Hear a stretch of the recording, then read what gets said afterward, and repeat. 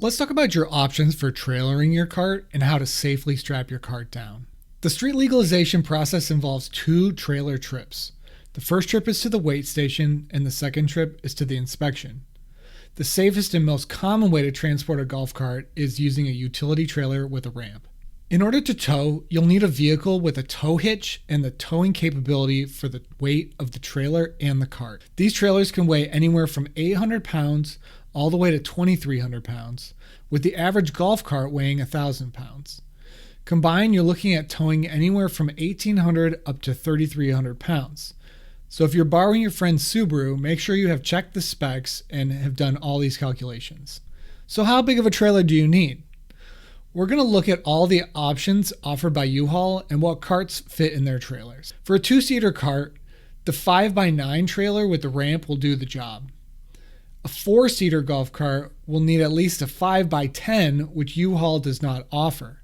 So instead, you'll need to go up to the next best size, which is the 6x12 utility trailer with ramp. The 6x12 will run you about $35 to $40. Here's some things that you must know about trailering a golf cart.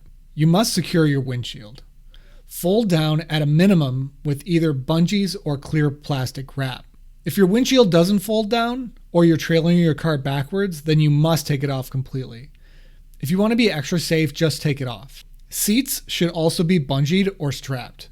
This includes the front and the back seats. I'm guilty of this, and I had my rear seat basically snap off from flopping backwards. If you're driving in windy conditions or with an older cart, you might want to consider strapping your roof down just to be safe. When using ratchet straps, you want to be careful about the metal part of the straps rubbing on the body or the straps pulling or rubbing against any wires. And last of all, you never want to do this.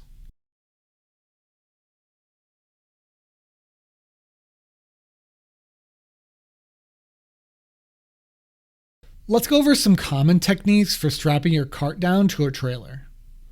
Strapping your cart down using the front and the rear axle is generally accepted as the best, safest way to strap down a golf cart. At a minimum, you can use one strap around the front and one strap around the back.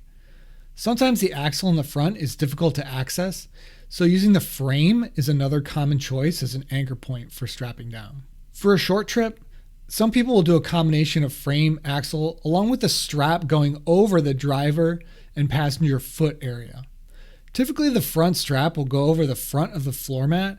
Be aware that this strap typically will slide up, so you want to push the strap up as high as possible forward.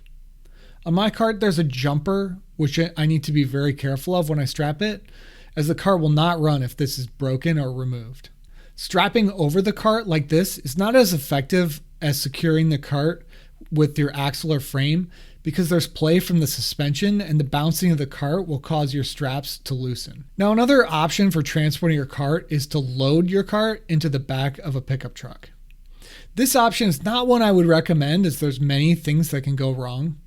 You'll need a set of ramps capable of handling the weight of your cart, and you need to secure the ramps to your truck with straps so they don't move. Additionally, there's a possibility of damaging the tailgate as some trucks don't have the capability to handle the weight of the cart. The safest way to go this route is with the use of a winch, either on the truck or on the golf cart itself, so if something goes wrong, that you're not on the cart. Tractor Supply offers a variety of reasonably priced ramps if you do decide to go this route. I mentioned this option, but unless you know what you're doing, I do not recommend it. And there you have it. Safe trailering, everyone.